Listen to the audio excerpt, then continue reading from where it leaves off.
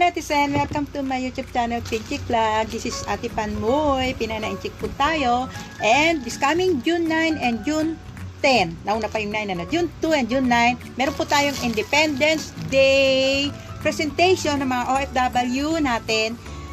Mostly domestic helper sa Shaker Garden. And meron po tayong group. Yung pong grupo na pinanonood ko nung nagpa-practice sila ay ang Dinagyang Group. Ano sila?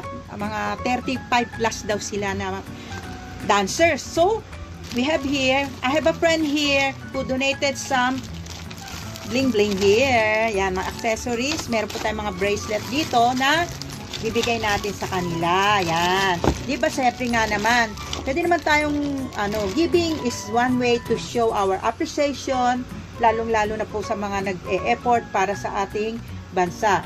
Kaya, sila po nag-effort sila, nag-practice sila ng pagkatagal-tagal.